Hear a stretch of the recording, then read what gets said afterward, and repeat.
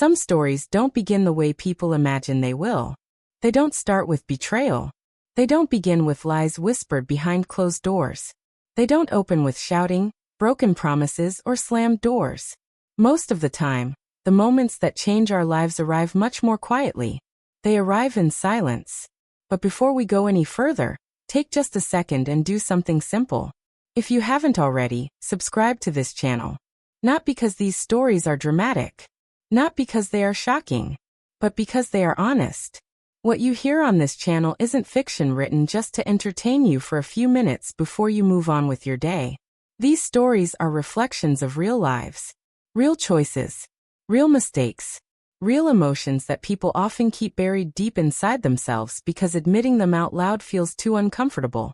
So if you've ever stood in the middle of your own life and felt invisible, if you've ever felt like one single decision could quietly unravel everything you've spent years building, if you've ever heard that small voice inside your mind warning you about something and ignored it, hoping the feeling would disappear, then listen closely, because this story might feel uncomfortably familiar. The truth is simple. No one wakes up in the morning planning to ruin their life. No one opens their eyes and thinks, "Today I will become the villain in someone else's story." And yet it happens. Not because people are evil. Not because they wake up wanting to hurt someone. But because life doesn't announce its turning points. It hides them inside completely ordinary moments. Moments that seem so small and harmless that you don't recognize their importance until much later. Life has a strange habit of disguising the most important days as normal ones. There is no thunder. No dramatic music. No warning signs. Nothing stops the clock and tells you, "Pay attention. Everything is about to change." Instead, those moments slip quietly into your life. They blend into your routine. They feel ordinary. And only much later, sometimes months, sometimes years, do you realize that everything changed on that one seemingly forgettable day. The day Ethan came back into my life was exactly like that. At the time, it felt like nothing special at all. Just another afternoon. Quiet. Forgettable. The kind of afternoon that fades into memory before the sun even sets. Soft sunlight drifted through the thin curtains in the bedroom. The light caught tiny particles of dust floating slowly through the air. They moved lazily, almost peacefully, as if even time itself had decided to slow down for a while. The house was silent. But not the kind of silence that makes you feel calm. There are two different kinds of quiet. One kind feels comforting. The other feels heavy. This was the heavy kind. The kind that settles into a home when two people share the same space, but no longer share the same life. My husband Kareem had already left for work. He always left early. Kareem had always been a disciplined man. Efficient. Focused. Responsible. Over the years, his work had become more demanding. Or maybe that wasn't entirely true. Maybe his work hadn't changed at all. Maybe it had simply replaced the part of our lives where closeness used to exist. Responsibilities filled the spaces where conversations used to happen. Schedules replaced the moments that once belonged to us. That morning felt exactly like every other morning. Except for one small difference. Ethan was back. Ethan was Kareem's son from his first marriage. 25 years old. Quiet. Thoughtful. Observant. He had the kind of presence that made you feel like you were being noticed, even when he wasn't saying anything at all. Some people speak loudly to get attention. Ethan didn't need to. He simply watched. He listened. And somehow, you felt understood without him needing to ask questions. He noticed small details most people overlooked. But he rarely mentioned them. Almost like he was respecting a boundary that nobody had ever clearly explained.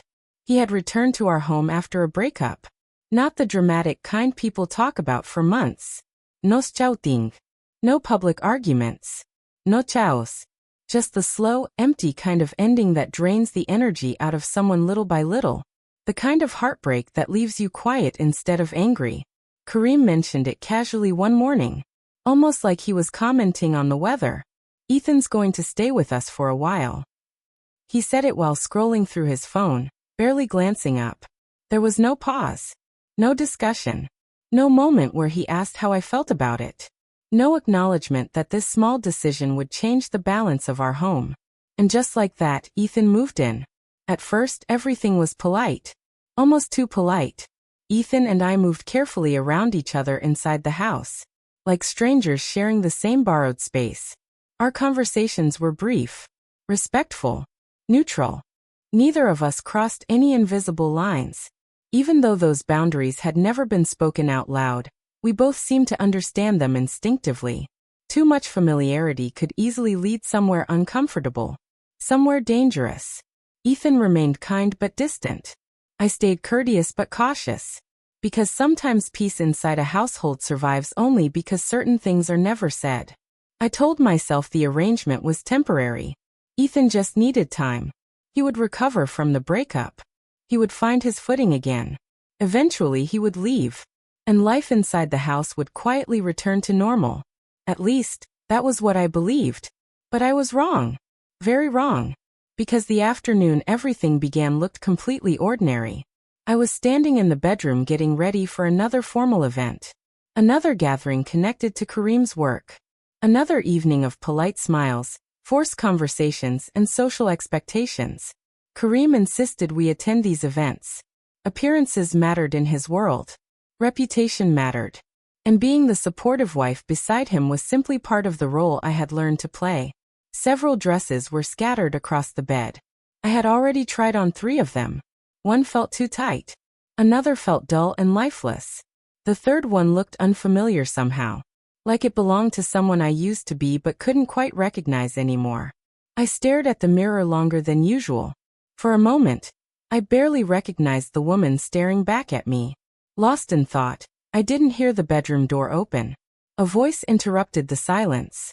Care. The word stopped halfway. I turned around suddenly. Ethan stood frozen in the doorway. For a single suspended second, neither of us moved. Confusion flashed across his face. Then embarrassment. Then panic. He turned away so quickly that he nearly lost his balance. "I'm sorry," he said quickly, already pulling the door closed. And just like that, the moment ended. Nothing inappropriate happened. Nothing intentional.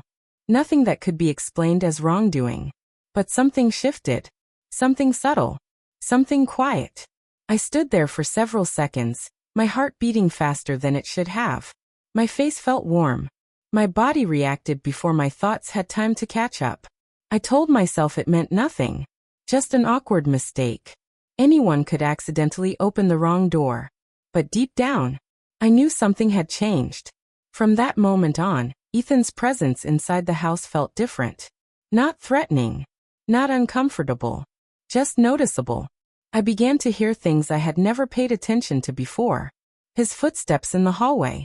The sound of his voice drifting from another room. The quiet movement of him passing through spaces in the house. And I hated myself for noticing. I hated how something so small could disturb the fragile order I had spent years carefully building around my life. Kareem noticed none of it. One evening, while scrolling through his phone, he simply said, "Ethan needs time. He'll stay here as long as he needs." I nodded. I always nodded. But there was something I hadn't expected. Something I hadn't prepared myself for. Ethan was nothing like his father. Where Kareem filled silence with schedules and obligations, Ethan respected silence. Where Kareem spoke in firm conclusions, Ethan asked quiet questions. And that difference mattered more than I wanted to admit. One night, Kareem was working late again. Ethan and I ended up eating dinner together for the first time. The atmosphere felt careful. Measured. Halfway through the meal, Ethan spoke quietly. "She left," he said. There was no anger in his voice. No bitterness. No dramatic emotion. Just tired honesty. She found someone else. I offered the only thing that seemed appropriate. Sympathy. He accepted it with a small nod. And in that moment, something softened between us. Not closeness. Not yet. Just understanding. After that night, conversations started coming a little easier. Still careful. Still restrained. But more honest. We tried to avoid being alone together. At least, we told ourselves we were trying. But avoiding something often draws more attention to it. One evening, Kareem called again. "I'll be late." The house felt unusually quiet. Ethan sat on the couch flipping through television channels. He glanced over. Do you want to watch something? I hesitated, then sat down on the opposite side of the couch. We left a comfortable distance between us. For a while, neither of us spoke. Then both of our hands reached for the remote at the same time. Our fingers brushed. Ethan pulled his hand back immediately. It's fine, I said quickly. But my voice betrayed me.